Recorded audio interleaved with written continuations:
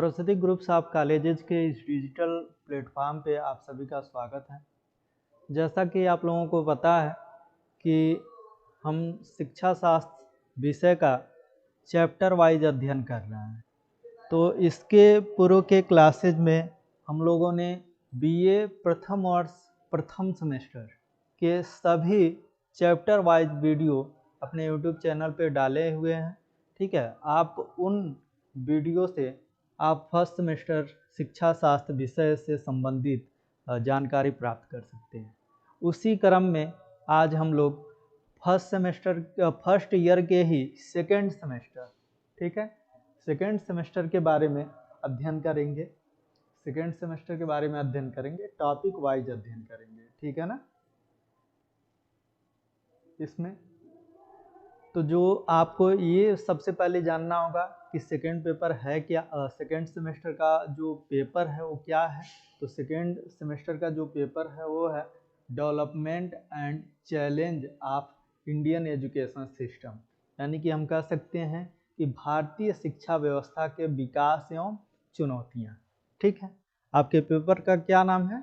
तो भारतीय शिक्षा व्यवस्था के विकास एवं चुनौतियाँ, ये आपका पेपर हो गया। और ये पेपर आपका क्या है?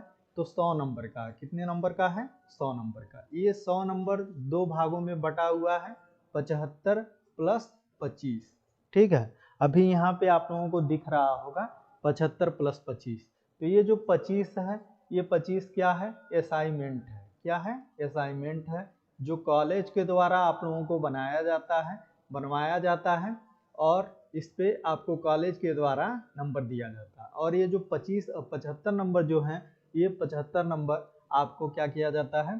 तो ये थ्योरिकल पोर्शन होते हैं और ये यूनिवर्सिटी के एग्जाम होते हैं और इसमें आपको 75 नंबर के पेपर आते हैं और इन 75 नंबर पे आपको पेपर देना पड़ता है, जिसमें आप जो भी नंबर पाते हो ये और ये दोनों ऐड होके आपके नंबर आते हैं। और वो नंबर किस रूप में आते हैं? तो क्रेडिट के रूप में आते हैं, पॉइंट के रूप में आते हैं। ठीक है, अब इसके सिलेबस के बारे में हम लोग देखेंगे। तो इसमें सिलेबस क्या क्या दिया हुआ है, ठीक है, क्या क्या पढ़ना है। तो टोटल इसमें 8 यूनिट है। कितने यूनिट है?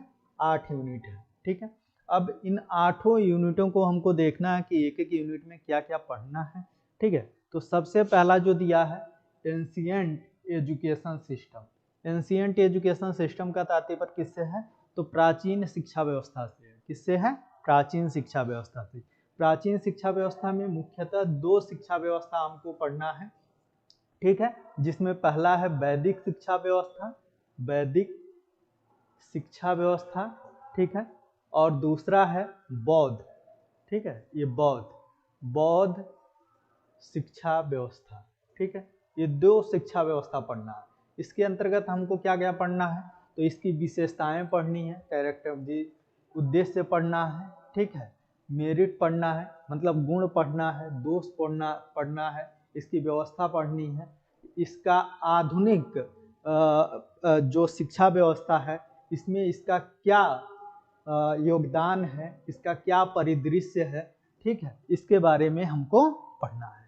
ठीक है, इसी के अंतर्गत बौद्ध जो काल है या बौद्ध शिक्षा जो व्यवस्था है, इसका भी वही पढ़ना है, यानी कि विशेषताएं पढ़ने हैं, उद्देश्य पढ़ने हैं, मेरिट डिमेरिट पढ़ना है। ठीक है, इसकी शिक्षा व्यवस्था पढ़नी है और वर्तमान शिक्षा व्यवस्था को ये कैसे प्रभावित करता है, क्या योगदान देता है, क्या परिदृश्य है, इसको भी हमें इसके अंतर्गत पढ़ना है। यानी कि सीधे सीधे आपको क्या पढ़ना है कि फर्स्ट यूनिट के अंतर्गत आपको एंशिएंट एजुकेशन सिस्टम यानी कि प्राचीन शिक्षा व्यवस्था, जिसके तहत 2 काल यानी कि वैदिक काल और बौद्ध काल, इन 2 कालों को पढ़ना है। ठीक है, उसके बाद से आपको सेकेंड यूनिट में, किस यूनिट में? तो सेकेंड यूनिट में क्या दिया है? तो एजुकेशन इन मेडिवल पीरियड, यानी कि मध्यकालीन शिक्षा व्यवस्था। मध्यकालीन शिक्षा व्यवस्था के अंतर्गत क्या पढ़ना है?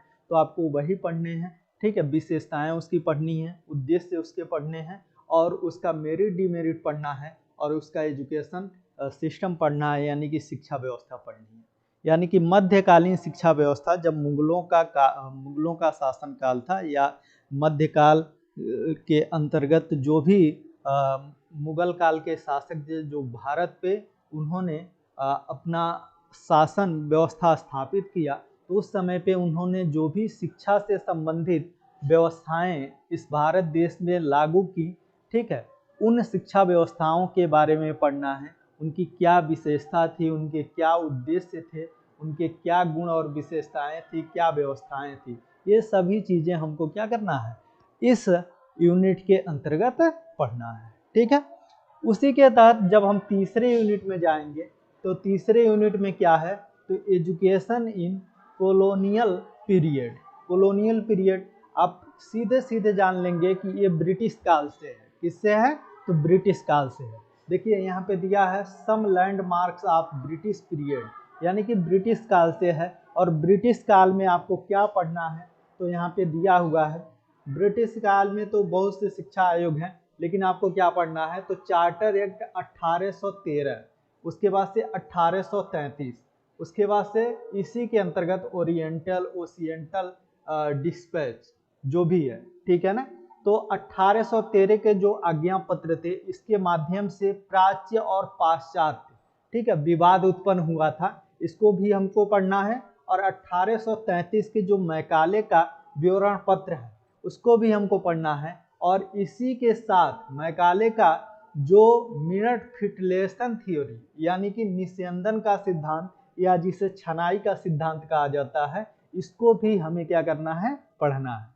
ठीक है, और इसी यूनिट के अंतर्गत वुड डिस्पैच, यानी कि 1854 को भी पढ़ना है। हंटर कमीशन 1882-83, यानी कि ये 82-83 की बात किया जा रहा है। 82-83 ये 1854 की बात किया जा रहा है, इसको पढ़ना है। इंडियन यूनिवर्सिटी कमीशन 1904 को पढ़ना है। भारतीय विश्वविद्यालय अधिनियम 1904 को भी आपको इसी के अंतर्गत पढ़ना है। इस तरह से ये हमारा तीसरा यूनिट था। ठीक है, आगे हम लोग देखते हैं कि कौन कौन सा यूनिट पढ़ना है।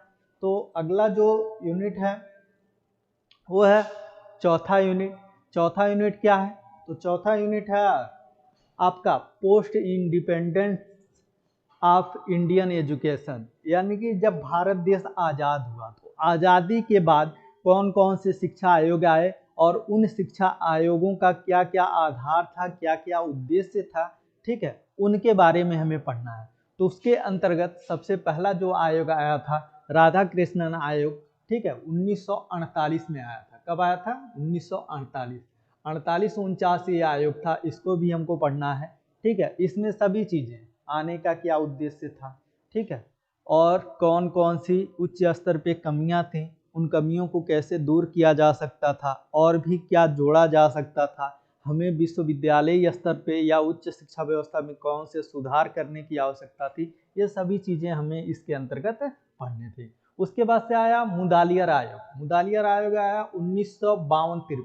कब आया, 1952 में, यानी कि इसे 52-53 आयोग के रूप में भी जाना जाता है। और इसे ही माध्यमिक शिक्षा आयोग भी कहा जाता है। क्या कहा जाता है, माध्यमिक शिक्षा आयोग भी कहा जाता है। इसको भी हमें इसी के अंतर्गत पढ़ना है। उसके बाद से आता है कोठारी कमीशन, इसे राष्ट्रीय शिक्षा नीति या हम डॉक्टर दौलत सिंह कोठारी कमीशन के रूप में जानते हैं। 1964-66, क्या कहा जाता है, 64-66 का जो आयोग था उसे कोठारी कमीशन के रूप में जाना गया, कोठारी आयोग के रूप में जाना गया। इसको भी हमें इसके अंतर्गत पढ़ना है। और इसके बाद हमें नेशनल पॉलिसी ऑफ एजुकेशन 1986, और उसके बाद से 1992 इसी का संशोधित रूप था। उसके बाद से ये जो न्यू एजुकेशन पॉलिसी आई है एनईपी 2020, एनईपी 2020 बहुत ही चर्चित शिक्षा नीति है, आप लोगों को पता भी है, ठीक है, जिसके अंतर्गत आप लोग पढ़ाई कर रहे हो और ये सिलेबस डेवलप किए गए हैं। ठीक है, इसको भी हमें इसी के अंतर्गत पढ़ना है। ठीक है, उसके बाद से हमें क्या पढ़ना है, पांचवें यूनिट में, तो पांचवें यूनिट में पढ़ना है problems of pre primary education, यानी कि पूर्व प्राथमिक शिक्षा में, प्री प्राइमरी एजुकेशन की बात की जा रही है, पूर्व प्राथमिक शिक्षा में कौन कौन सी समस्याएं हैं, इन समस्याओं के बारे में हमें पढ़ना है। ठीक है, अब देखिए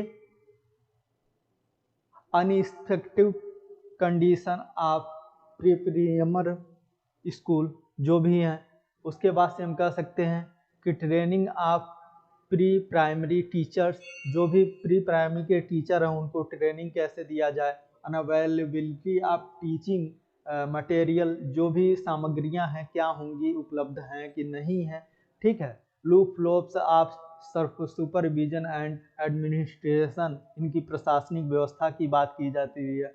उसके बाद से जो भी समस्याएं हैं उन समस्याओं की बात की जाती है। इन सभी प्रकार की समस्याएं, किस प्रकार की समस्याएं और किसमें समस्याएं, तो पूर्व प्राथमिक स्तर पे, यानी कि प्राथमिक शिक्षा से पहले की जो शिक्षा है उस शिक्षा में जो भी समस्याएं हैं उन समस्याओं को दूर करने के लिए, उन समस्याओं के बारे में जानकारी के लिए आपको 5वें यूनिट को पढ़ना होगा, ठीक है। उसके बाद से 6वें यूनिट में आपको क्या पढ़ना है, तो problems of elementary and secondary education, यानी कि प्राथमिक और माध्यमिक शिक्षा व्यवस्था आपको पढ़ना है। इसमें जो भी चीजें हैं, समानता के बारे में पढ़ना है, एक्सेस के बारे में पढ़ना है, ठीक है, मॉस के बारे में पढ़ना है, क्लास के बारे में पढ़ना है, स्टैंडर्ड्स के बारे में पढ़ना, फाइनेंशियल लोड के बारे में पढ़ना, पेरेंट्स सिलेबस के बारे में पढ़ना, ये सभी चीजें हैं इसके अंतर्गत हमें पढ़ना है, ठीक है। आगे है 7वां यूनिट, देखिए आप लोगों के सामने यहाँ पे है 7वें यूनिट क्या है आपके, तो problems of higher education. Higher education में कौन कौन सी समस्या आती है। हायर एजुकेशन का मतलब आपसे क्या है, उच्च शिक्षा से। किससे है, उच्च शिक्षा से। उच्च शिक्षा में किस किस प्रकार की समस्याएं आती हैं, प्रॉब्लम्स ऑफ सेक्सेस के अंतर्गत जेंडर का आता है, ठीक है, ट्रांसजेंडर का आता है, कास्ट का आता है, क्लास का आता है, रिलीजन का आता है, ठीक है, धर्म वर्म की समस्याएं, ये सब होती रहती हैं, ठीक है। इन सभी चीज़ों के बारे में हमें क्या करना है, पढ़ना है, ठीक है। उसके बाद से अगला आपका है 8वां यूनिट, इफेक्टिव क्या है, effective factors of Indian education, ठीक है, भारतीय शिक्षा को प्रभावित करने वाले जो कारक हैं, ठीक है, इनको पढ़ना है, जिसमें पॉपुलेशन एक्सप्लोजन है, ठीक है, पॉवर्टी है, ब्रेन ड्रेन है, ठीक है, इनको भी हमें क्या करना है, इसके अंतर्गत पढ़ना है, और ये 8वें यूनिट में। इस तरीके से ये इतने यूनिट हैं जिसको हम क्या कर सकते हैं, पढ़ सकते हैं, जिसके तहत हमारा सेकेंड सेमेस्टर का जो पूरा सिलेबस समाप्त हो सकता है, ठीक है। अब हम लोग अगले वीडियो में एक एक यूनिट को पढ़ा जाएगा। अब एक यूनिट से कितने वीडियो बनेंगे अब उसको देखा जाएगा, कोशिश किया जाएगा कि छोटा छोटा वीडियो बना के आप लोगों को, ठीक है। थैंक यू, धन्यवाद।